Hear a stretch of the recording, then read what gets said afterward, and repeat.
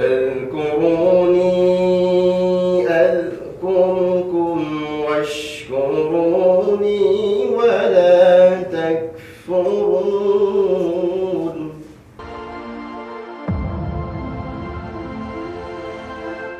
আমাদের ক্ষুদ্র কার্যক্রম এবং ক্ষুদ্র প্রচেষ্টাকে আপনাদের শুভেচ্ছায় মূল্যায়ন করার জন্য অন্তর থেকে ধন্যবাদ জানাই। আজকে ইনশাআল্লাহ আমরা একটা ম্যাগাজিন লঞ্চ করব, এটা দিয়ে আমরা যাত্রা শুরু করতে যাচ্ছি। এই ম্যাগাজিনটা হচ্ছে যারা ফটোগ্রাফি অংশগ্রহণ করেছেন তাদের থেকে বাছাইকৃত কিছু ছবি থেকে আমরা এখান থেকে একটা গল্প নিয়েছি, আর যেখানে খুদে লেখকরা আছে আমরা স্কুলের বাচ্চাদেরকে মানে ইনক্লুড করতে যাচ্ছি যে পাঠ বিষয় নিয়ে তাদের গবেষণায় কিছু লেখার জন্য।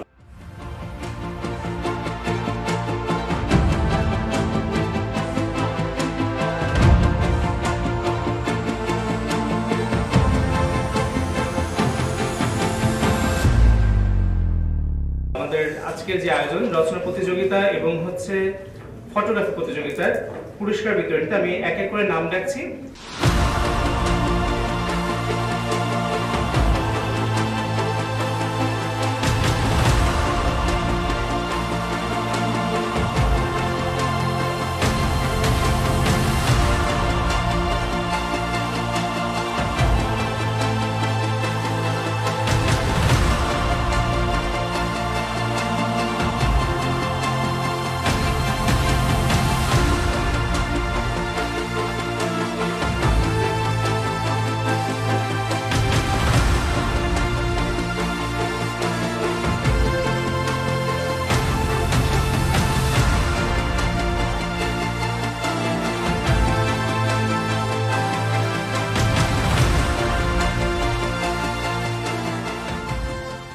এই পাট কি ছিল?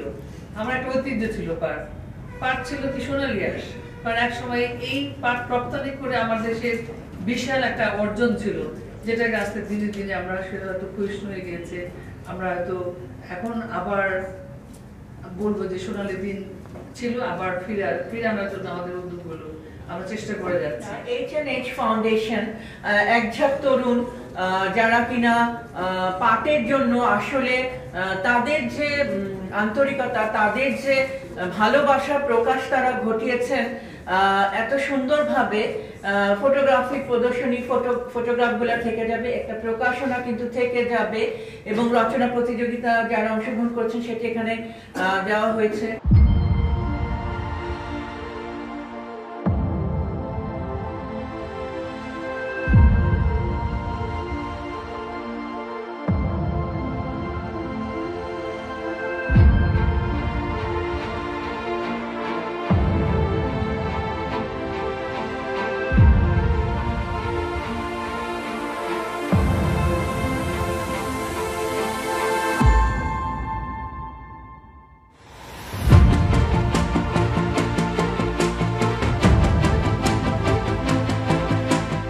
আমার খুবই ভালো লাগছে এই পাঠ প্রতিযোগিতা আমার ছবিটা কাভার ছবি হিসাবে যাওয়ার জন্যে। তো আমি খুব উৎফুল্ল এবং আমার কষ্টটা সার্থক মনে হয়েছে। আমি মাহজাবিন জাহান জিম, আমি রচনা প্রতিযোগিতায় অংশগ্রহণ করেছিলাম। আর এই ধরনের প্রতিযোগিতা অংশগ্রহণ করতে আমার বরাবরই খুবই ভালো লাগে। আমি একটি অ্যাওয়ার্ডও পেয়েছি, বেস্ট রাইটারের অ্যাওয়ার্ড পেয়েছি। আজকে খুব চমৎকার একটা আয়োজন হয়েছে, সেটা হচ্ছে বস্ত্র ও পাট মন্ত্রণালয়ের পক্ষ থেকে জেডিপিসি আয়োজিত। আপনারা সবাই দেখছেন যে এখানে লেখা আছে বহুমুখী পাটপণ্য মেলা ও ফটোগ্রাফি প্রদর্শনী, এটার সমাপনী প্রোগ্রাম এবং পুরস্কার বিতরণী। তো এই আয়োজনটা যৌথভাবে করেছে H&H ফাউন্ডেশন, যার মাধ্যমে আমরা রচনা প্রতিযোগিতা এবং ফটোগ্রাফি প্রতিযোগিতার যে বিজয়ীরা ছিল তাদেরকে আজকে সার্টিফিকেট এবং সম্মাননা স্মারক প্রদান করা হয়েছে। এবং পাশাপাশি আমাদের চমৎকার একটা ম্যাগাজিন, সেটা হচ্ছে সোনালী আঁশের আলেখ্য 2024, সেটা আজকে প্রকাশিত হয়েছে এবং সেটা বাংলাদেশের ঘরে ঘরে চলে যাবে, যার মাধ্যমে নতুন প্রজন্ম জানবে, পাটের অনেক বিষয় তারা জানবে।